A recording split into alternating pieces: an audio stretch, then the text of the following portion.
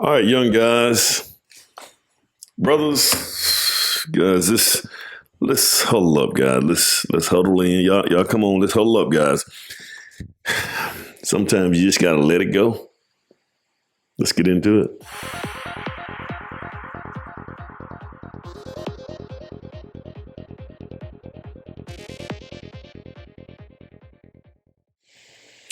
All right, guys, this is Emmett Stallworth again, the Alpha Builder. I got a few items I want to talk about today, and it's going to sound kind of, I don't know, guys, it may sound a little like I'm kind of pushing things a little bit more than what I should push it, but guys, when it comes down to your hair, just let it go. Guys, all this, they call it freeform and all these dreads and things like that, guys. Especially if you're a young African-American male, guys, you guys just need a clean cut. Just go ahead and cut the stuff off. Start this thing over, and then just go out here and do your thing. One thing that means everything, in my opinion, is your image. And I don't care if you black, white, blue, or green. When you first meet people, your first impression is the most important impression that you're going to give, because that first impression just might be your last impression. Thanks to Van Phillips. He gave me that information back in the day. But guys, you have to have a good image, especially if you're an African-American male and you're young. Guys, you have to be humming on every last cylinder you have. Everything. There can be not one flaw in your game. Not only do you need to perform, your performance has got to be on point. Your appearance has got to be on point. The way you talk, the way you engage, all of those things have got to be right. And we can sit here and we can complain and say, well, man, we shouldn't have to do that. Oh, yes, you should. And we sit here and guys, your image and the way you look. See, guys, here's what I've been trying to get you to understand. Here's what I've been trying to get African-American boys to understand. Our country, whether it comes down to white men, black women, or anybody else, they make no distinctions, guys. When they see African-American males, it's very difficult for them to make distinctions. If they're looking at TV and they see this clown just shot somebody, okay, he just shot somebody and he tried to rob somebody, and he had this free-form hair where he didn't, he just woke up in the morning and just went wherever he was going to go. Didn't do anything. There was no preparation.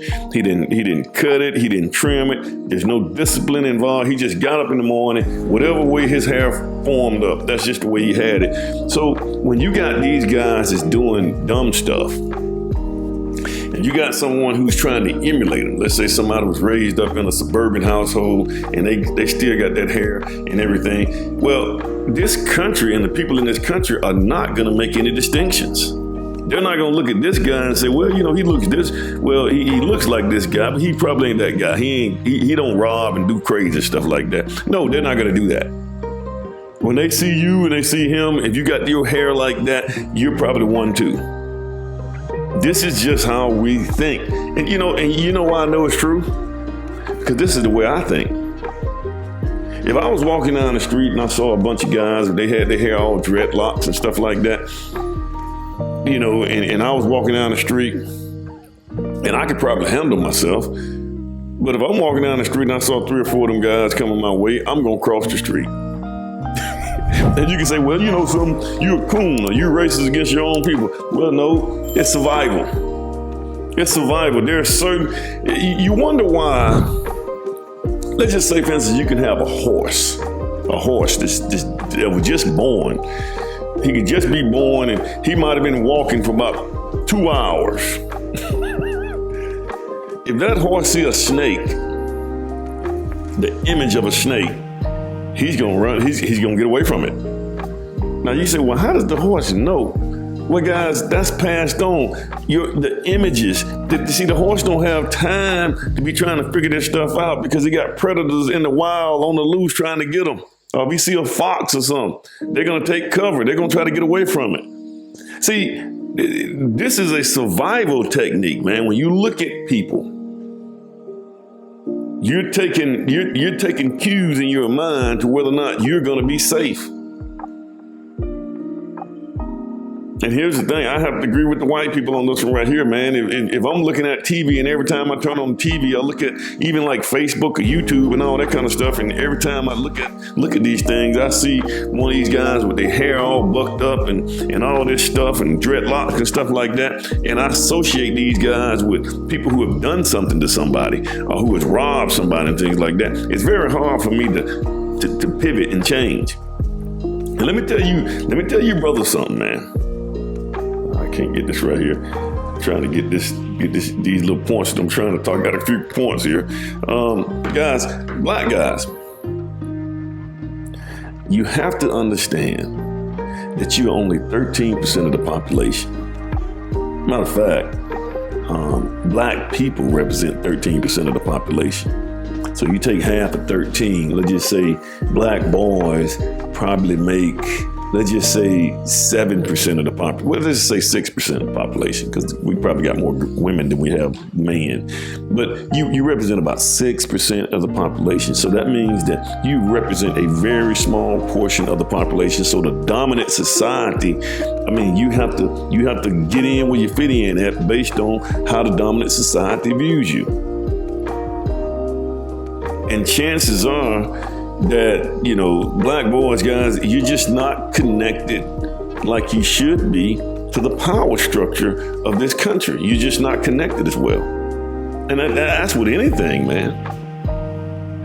We don't have we don't have like our own, in most cases, we do have black owned businesses, but for the most part, the whole power structure that be here in this country, man, is not represented by black men.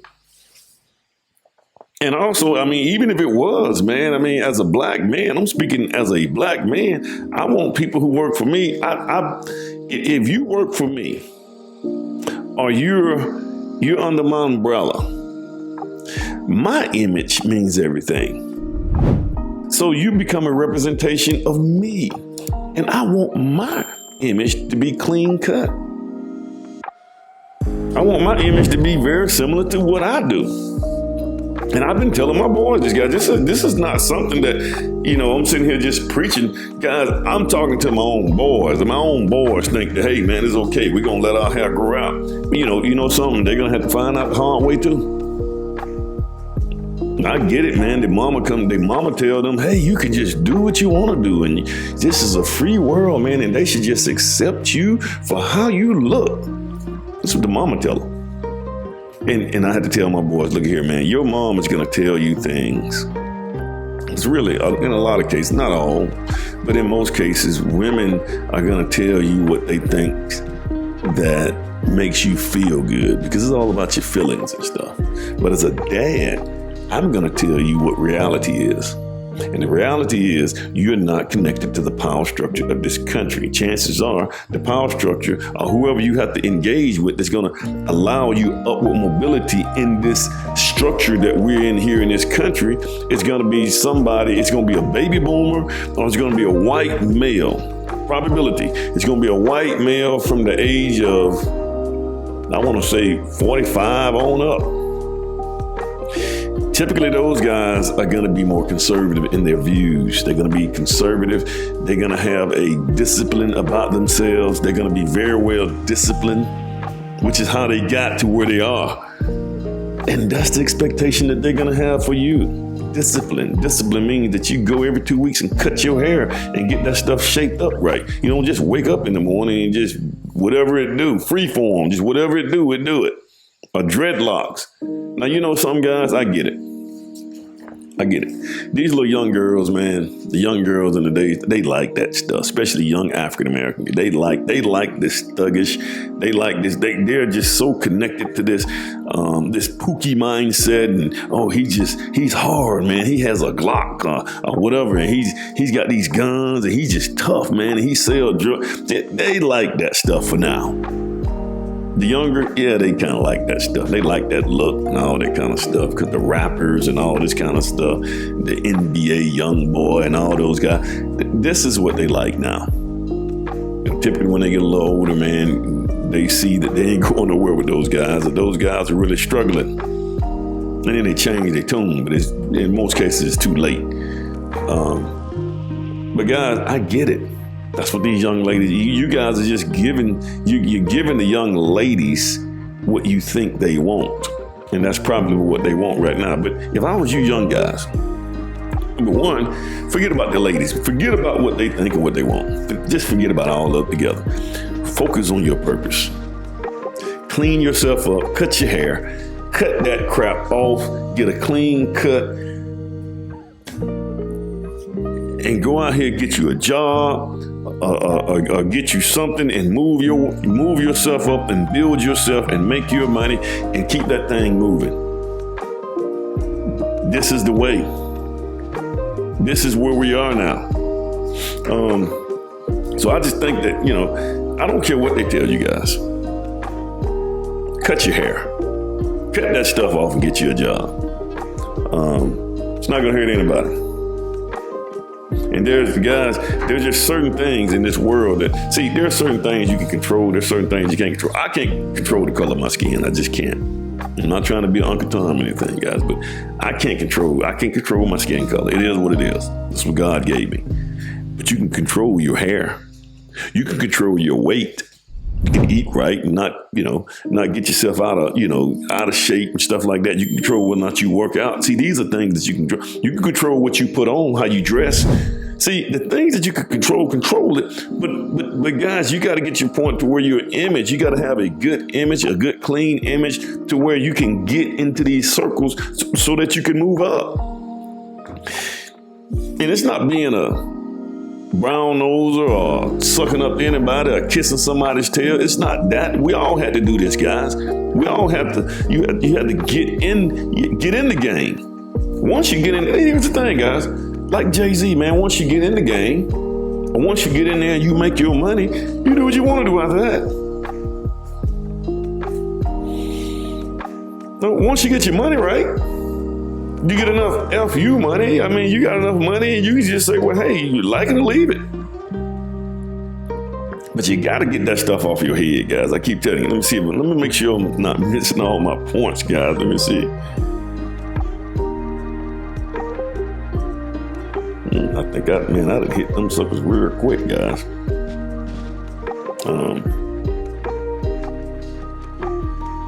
Yeah.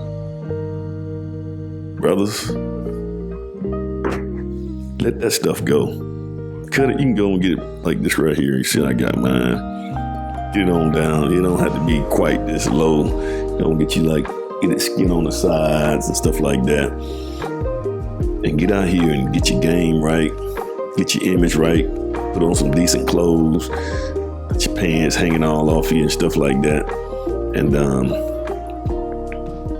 once again, guys, this is the way. You guys have a good one.